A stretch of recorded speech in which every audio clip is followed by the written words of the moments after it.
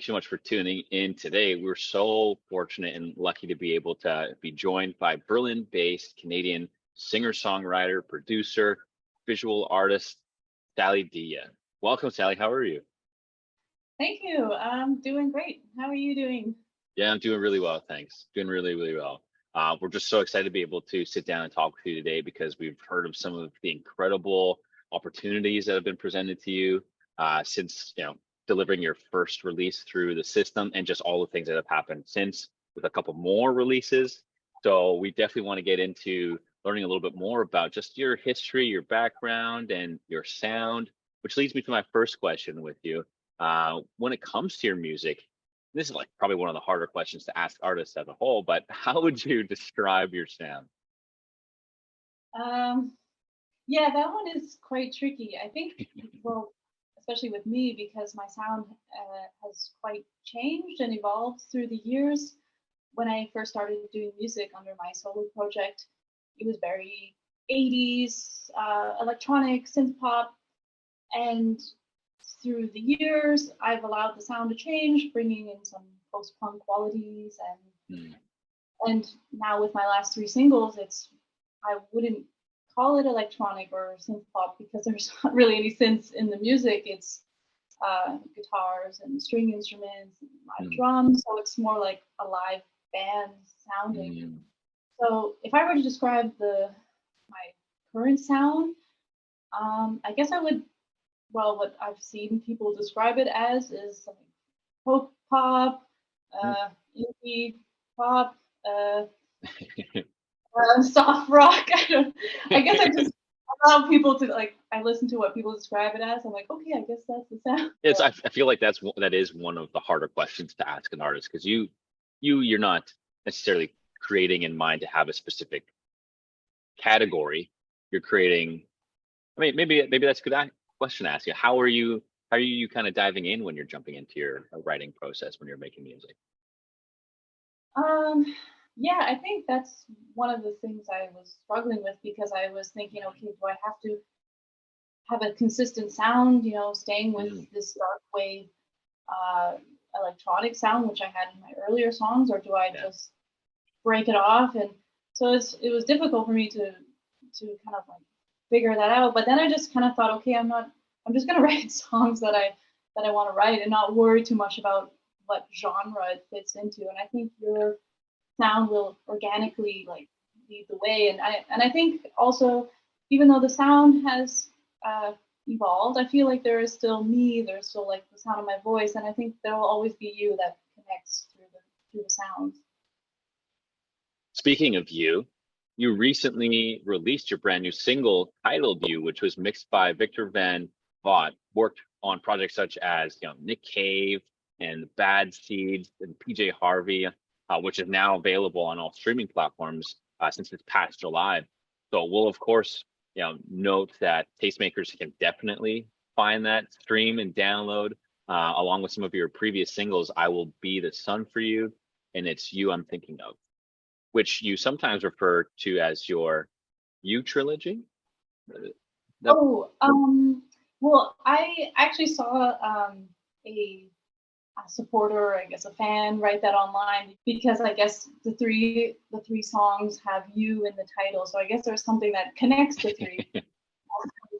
But yeah, with finding Victor, I mean, he was amazing working with him, and it was so great and so easy. mm, But it was a mm, bit of a process to find him because I was looking for a mixer, and it's like mm, kind of doing the usual where you're writing all your friends and friends of friends who they work with and who they would recommend, and listening to people's mixes and like trying to listen to who mix maybe I like. Actually, it was a friend of mine who runs an ice cream cafe in Berlin, and it's an Italian ice cream cafe, and Victor was one of the customers there. wow. And yeah, but actually, it's like this cafe is kind of cool. There's a lot of musicians and music, I guess, industry people who go to this ice cream cafe. So I asked this friend with the cafe. He recommended to me Victor, and I wrote Victor, and it was actually just so perfect. Just like he wanted to work with me, and That's how great. he worked and I worked was just so aligned. So it was I guess thanks to that little ice cream cafe that I What found was the name Victor. of the ice cream cafe? We can give them a little shout out. It's Fora di Vetro. I'm Fora not going di to try Vetro. to anybody you're in Berlin, go check out that ice cream shop. Amazing. Yeah, exactly. So, do you mind maybe getting into a little bit more about what you is about and how that song kind of came to be? Well, I feel so.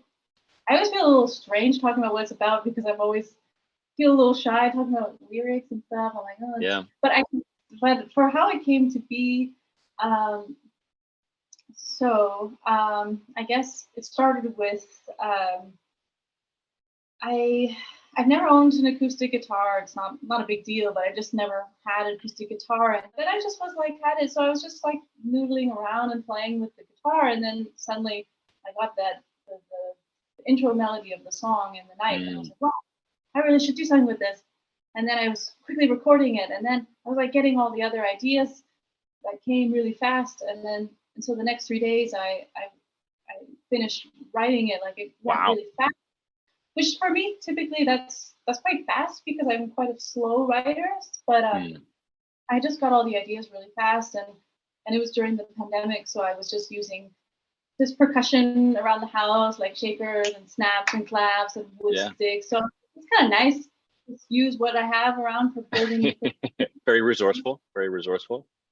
Yeah, and um, so even though I mean, okay, I should say that even though the song was written really fast, like the structure, what does take me a while is the next, which is the production that follows, like re-recording the sounds Yeah. properly, writing the actual lyrics, not just mumbly words, and Right. recording everything. That's what takes me a while. And actually, even right to the last moment, I was really making changes. So Mm. it took a while. But and in terms of the title "You," because I guess all the songs have "you" in it. It was funny because I thought maybe I shouldn't call it "You," which I mean, now when I look at it, it's the obvious title because of course it's just you. But I thought, oh, maybe it's like, I don't know, is it lame? There's so many songs with you, and I already have all these yous in my song. And I was like, I'm gonna think of something clever. And I was walking down the street, I was like, come on, universe, give me something, give me something. And then I just like, I can't think of anything. And then I just turned to my side and like, give me a sign. And it was literally, it was just this like a sign of a heart shape. It said you. I was like, okay, Wow. all right, I surrender. It's just call it you.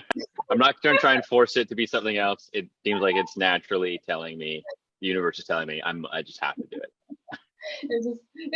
Yeah, it's a funny thing I always think about, but it makes sense, of course. But Amazing. so that's how you came to be. I understand that you do a lot of your production yourself. Was this something you were always interested in doing? Or did it kind of like naturally evolve as you kind of got further into your songwriting and just developing as an artist? Yeah, I've always been interested in self-producing. I think for me, whenever I get into anything, I'm very interested in learning the process and how to do things, whether it's for Yeah. filmmaking or editing and producing music. And I think one of the main things is because sometimes I have a hard time articulating to someone else what I hear or envision, and Mm. I just don't know how to explain it. But if I know the tools and I know how to do what I'm envisioning or hearing, and so with self-producing, that allows me to create what I envision, what I hear, and Yeah. I think it also just it opens up so much creative freedom when you're able to produce your own music, and it also helps the process, the creative process. And I guess another just thing about myself is that I never like the feeling of being at the mercy of someone, Mm. um, because I mean I do know people who have had experiences where they're working with someone and something falls apart, and then they don't Right. know what to do because they're the producer, they're writing the music, and then they feel like, well, I can't now. What do I do? I don't have that person. And I Right. never wanted to kind of like give someone else that power. So I always want to be like, okay, if I can do this myself, like I will always be able to write my music and create, whether or not I was able to work with certain people or maybe it just doesn't work out. And I've always been like that with all my work. Just wanting to be able to like have the control that I can still create and not depend on someone, I guess. Yeah, well, the Um, creative freedoms, right? yeah, and but with that being said, I would say that um, collaboration is still such a great thing, and I think that that co-producing is also really amazing when you bring Yeah. someone else into the process and just get another perspective and insight. So especially I'm saying like I need all the control and I don't want to that to someone. I do also would say that it is a really beautiful to collaborate, and sometimes it's nice to step away, like because I was Yes. thinking I was thinking I should learn to mix my own music, but then I was like maybe it's nice that I'm also just like taking a break and letting someone else take it from there, you know? So, Exactly. It provides you an opportunity to collaborate, which you mentioned, which is great. But then also to give yourself a little bit of time to not be constantly hearing, because when you're producing it yourself, and like whenever you're recording, of course, there's hours upon hours of hours that you're listening to the song over and over and over again. But then you get some fresh ears on it when it's somebody else jumping into the mix. Um, and I think a great part of being an artist is allowing yourself to be collaborative, because it may open up more room for the creativity of a specific song that maybe you didn't expect it to take. But in the other light, you did mention, of course, that it does sometimes shift um, the overall artistic integrity of the project that you initially had. So it's really about knowing who to collaborate with, when, and at what stage as well, right? oh, for sure, definitely. I understand that you make your own music videos as well. I feel like the people that I work with are kind of this, it's like the same kind of group of people. Um, for example, with my music videos, I work with my friend Sana. We've worked on a lot of videos together now, and she just really understands my vision and like she understands me so well that we work just so great together. And I will even postpone shooting for months if I can find when it works for her schedule. And we also like I will work on her projects as well. And in terms of the music, I also have kind of the same musician friends that I often go to, and it's just it's really so nice. Like again, this building this kind of family of creative people, and you work together. So yeah, it definitely is this little Yeah, community. absolutely, right? Especially if you know those people that you can trust and come back to time and time again, it makes it easier to go back to them to bring them in on the project as well, right? Mhm. Circling back to the single at hand with you, um, and just this whole trilogy of you, does it kind of hint at a full length album or a larger body of work that's in the works? Yeah, definitely. Those three songs and are gonna be on the same album, and I have more songs that I'm gonna be putting out. And the idea was that I just wanted Amazing. to release them kind of like one at a time, and then they will come together at the end, which I think is nice because you give time to give attention to every single with the video, and it's just like instead of just jamming it all on a record and just throwing it out, I've been kind of liking this little dropping of the singles. Yeah, little treats along the way, um, but also like you mentioned, allowing there to be time to appreciate that single before jumping to the next single. Because a lot of a lot of artists these days, I get the impression that there's this pressure to constantly have new content being available all the time. So it's really refreshing to hear from your aspect that you want these essentially these creations, these little baby songs that you created, to have time to develop and grow, and for there to be like an opportunity for them to foster more engagement and just build upon that fan base you already have, but allowing them plenty of time to really almost yearn for more content, right? And I think that's definitely a great approach.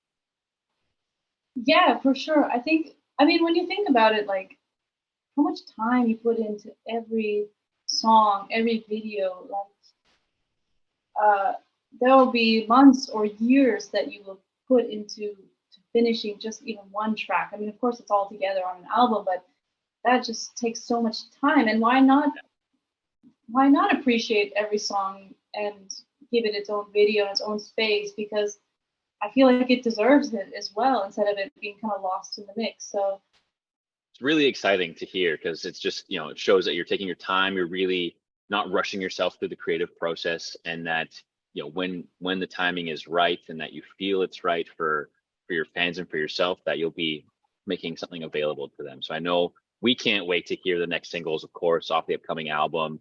And I'm sure all the tastemakers will be eager to hear once it's ready as well.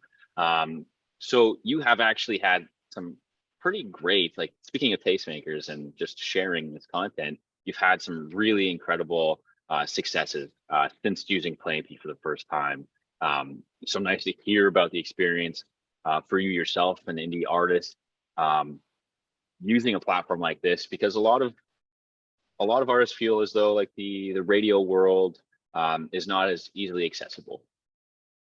And I'd love to kind of share a little bit more about some of these experiences you've had and some of these highlights. Like, do you have any examples in particular that you'd like to share with our viewers and the artists that are tuning in?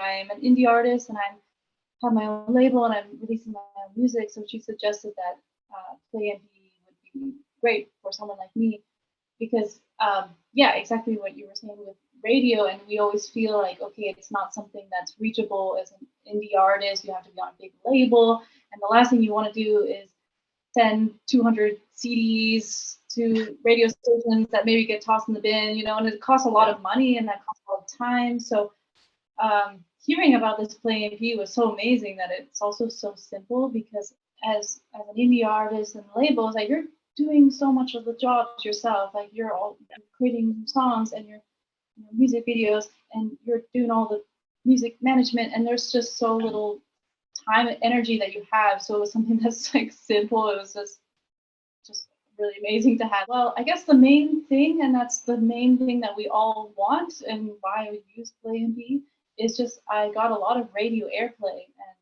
and that was already such a great thing. And also, I had lots of radio stations, like people who reach out to me, who found my music through Play MPE, and who really liked it, and would forward it to all their networks. And some Amazing. people who wrote me really believed in what I was doing and the music, and they just really wanted to help me, and send me lots of resources, and just Wow. forward it to, as I was saying, to all their connections. And that was really so nice, just building these connections with people that I wouldn't otherwise have met. Yeah. And I also got like these radio interviews, and there was a lot of CBC radio play. I also noticed from the reports that there was a lot of Shazams going on during these radio plays. Great. So it was like, I think it's like a domino effect, like all these Absolutely. things are affecting it. And that was just really so cool, because I didn't know what to expect. A lot of these people that you engaged with were very encouraging. They wanted to support. They even provided you with additional resources. Like, that's invaluable information and just connections that you're building. And I hope that encourages any indie artist that's tuning into this video, that you do have the opportunity to make connections at CBC, make connections with people who want to help and support your music. Considering all of the amazing engagement that you've received with this single thus far, is there like any particular thing that stands out that has been the most exciting for you? I think for me, just the fact that there was such great feedback on the single and the music video from my audience or followers, because I was a bit nervous with putting out that single, because it's so different than my earlier work. I was writing electronic dark wave songs, and this Yeah. latest song, "You," is like an acoustic guitar. I don't know how people are gonna react to me putting this out, and not that it matters, because at the end of the Yes. day, I mean, art we create for ourselves. Yeah. That's should be the most important thing. But still, of course, you wonder if how it's gonna be. Um, but just the fact that there was such nice feedback was so encouraging for Mhm. me. So I think that was the part that I think is the most exciting and nicest. Yeah, and I really appreciate you saying that.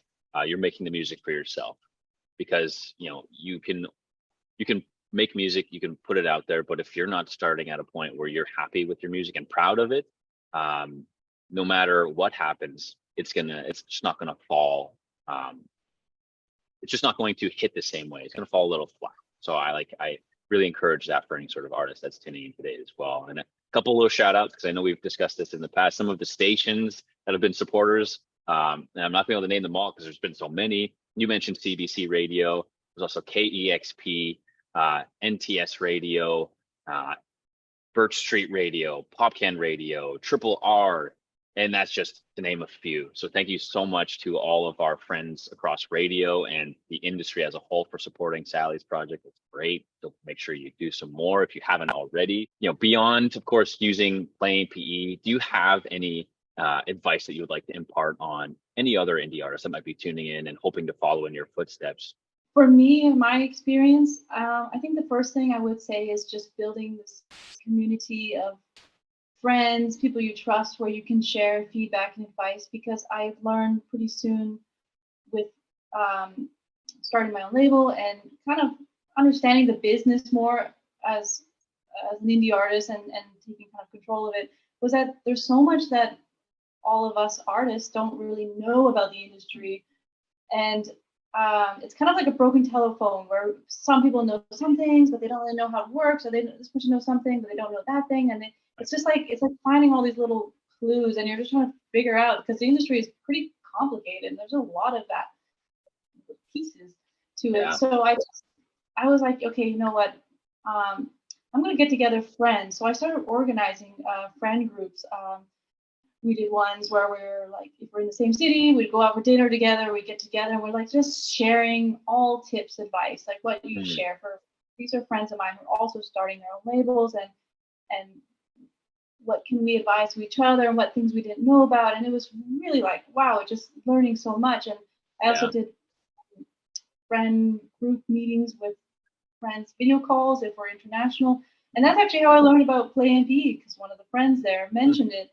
So it was like through doing these little, having this community and network of friends, that we all started to learn things that we didn't know about. And like, that's, like, honestly, that was like the best education for me, was just start sharing advice and tips with other musicians. You don't need a big team. You just need like important people in your circle, because sometimes you hear from bands or people when they're starting out, it's like, okay, I need a manager, I need a label, I need a publisher, I need this and this and this. And it's like a huge team. And don't forget that the more people in your team is like, everyone's going to be taking a cut of your sales, or maybe they own the masters or whatever. And if you're not really making any money, you're just kind of like giving away what little you have. So I don't think you need a massive team. I think you just need the most important people in your circle. And I started to find that was working for me, that I just started really to find people I trust, my friends I want to work with, and making the team as small as possible, but also just as the essential people. Yeah. So I think that was something, because I did, like I said, I sometimes would hear people who were like, oh, I need the manager, I need the label, I need da, da, da, da. And I was like, do you really need all that right now? I mean, especially if you're starting out. Yeah. And I think that's a perception that's across that. Oh, well, in order to be successful, I need these things. Because if I don't have these things, I won't consider myself being more successful. But it's this image that we as artists or creatives create for ourselves by setting these expectations and standards. So I think it's great that you mentioned that as well. Maybe it's kind of an obvious answer, but just being prepared. For example, they'll work on an album for like a year, and then they're just like, oh, I think I'll just release it next Friday on Bandcamp Friday. And you've built up something for so long, and then kind of like spontaneously release it next week. Or I think being prepared in terms of like when you're going to do your release, and maybe make a schedule of like, okay, this single will come, and then this video will come, and just like having a schedule that around the release, because then you really maximize the single release or the album release, instead of just kind of like hastily throwing it out there and it kind of getting lost in the mix. Yeah. So I think it's good. It's just like having a plan and about what you're going to do around your release. I think that's important because I mean, it like you mentioned, months to years, however long it takes to create these projects, you're putting in so much time and effort. It'd be a shame to just be like, okay, here it is, as opposed to like, okay, let's construct a plan. Let's make sure we're targeting these fans like accordingly, so they know, okay, it's coming out this date. I'm providing them the opportunity to pre-save. I'm getting it in their faces multiple times leading up to the release. I mean, not every artist is like a Beyonce or a Drake and can just drop music on a whim, and have everybody, engage and start streaming and downloading all that stuff right away. So it's really important as an independent artist to strategize, leading up to a release and then after as well. So that's great. Great advice. Thank you so much, Sally. It's been so great speaking with you today. Thank you so much for your time and sharing your experience with us. And to our viewers, thank you for tuning in. Please make sure that you are following Sally on all social channels. Tastemakers, if you haven't already, jump in the player, stream and download your project, reach out to Sally if you want to support. And thank you so much for tuning in. Sally, it's been great speaking with you. We'll see you again sometime soon. Thanks so much for your time. Thank you so much.